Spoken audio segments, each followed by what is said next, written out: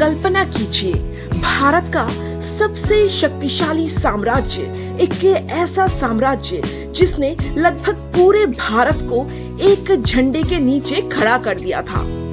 लेकिन इस विशाल साम्राज्य का अंत किसी विदेशी आक्रमण से नहीं हुआ, ना ही किसी भयंकर युद्ध से, बल्कि एक राजा की हत्या से। आज हम जानेंगे उस घटना को जिसने भारत के इतिहास की दिशा ही बदल दी। ये है अंतिम मौर्य सम्राट बृहदत्त मौर्य की हत्या और शुंग साम्राज्य की शुरुआत। 3री शताब्दी ईसा पूर्व चंद्रगुप्त मौर्य ने जिस साम्राज्य की स्थापना की, उसे बिंदुसार ने आगे बढ़ाया और सम्राट अशोक ने उसे अपने चरम पर पहुंचा दिया। अशोक के समय मौर्य साम्राज्य दुनिया की सबसे बड़े साम्राज्य में गिना जाता था। लेकिन इतिहास हमें सिखाता है, हर साम्राज्य का उत्थान होता है और पतन भी। अशोक के मृत्यु के बाद उत्तराधिकार कमजोर होता गया, राजा बदलते गए और प्रशासन कमजोर होने लगा। प्रांतीय शासक अधिक स्वतंत्र होने लगे और केंद्रीय शक्ति धीरे धीरे कम होती चली गई।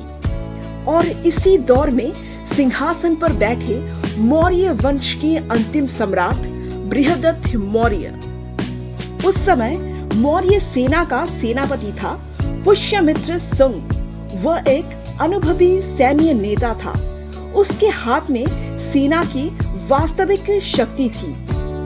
राजा बृहदत्त उस पर भरोसा करते थे, लेकिन यहीं से इतिहास करवट लेने वाला था। कहा जाता है कि साम्राज्य लगातार कमजोर हो रहा था, सीमाओं पर चुनौतियां थी, राजनीतिक अस्थिरता बढ़ रही थी।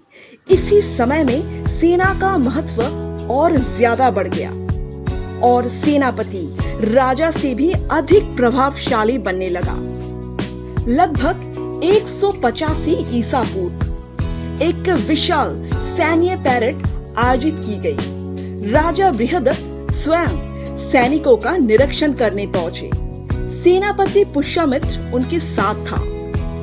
सैनिक कतारों में खड़े थे, राजा निरीक्षण कर रहे थे। सब कुछ सामान्य दिखाई देता था। लेकिन अचानक उसी समारोह के दौरान पुष्यमित्र शुंग ने बृहदत्त की हत्या कर दी। ये घटना प्राचीन ग्रंथ हर्षचरित सहित कई ऐतिहासिक स्रोतों में वर्णित है। राजा की मृत्यु के साथ ही लगभग 150 वर्ष तक शासन करने वाला मौर्य साम्राज्य का अंत हो गया। हत्या के तुरंत बाद पुष्यमित्र शुंग ने स्वयं को शासक घोषित किया और यहीं से शुरू हुआ शुंग वंश। मौर्य साम्राज्य समाप्त हो चुका था। अब भारत का राजनीतिक स्वरूप बदलने लगा। कई क्षेत्र स्वतंत्र हुए, नए नए राजवंश उभरने लगा। राजनीतिक शक्ति छोटे छोटे राज्यों में बंटने लगी।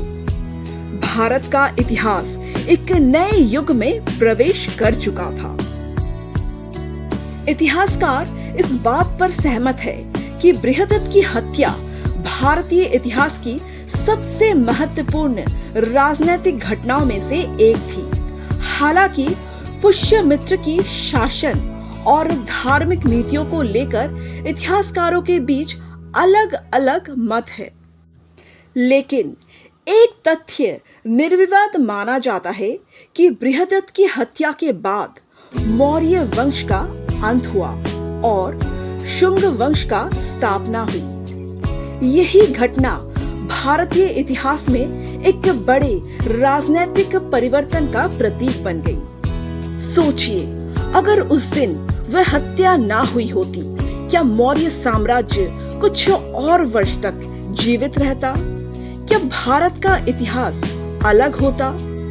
इस सवाल का जवाब शायद इतिहास के पास भी नहीं है, लेकिन इतना तय है, एक हत्या ने पूरे साम्राज्य की दिशा बदल दी। अगर आपको भारतीय इतिहास की ऐसे ही रोचक घटना पसंद है तो वीडियो लाइक करें और दोस्तों के साथ शेयर करें और हमारे चैनल को सब्सक्राइब करना बिल्कुल ना भूलें। मिलते हैं इतिहास के एक और अनसुने अध्याय के साथ।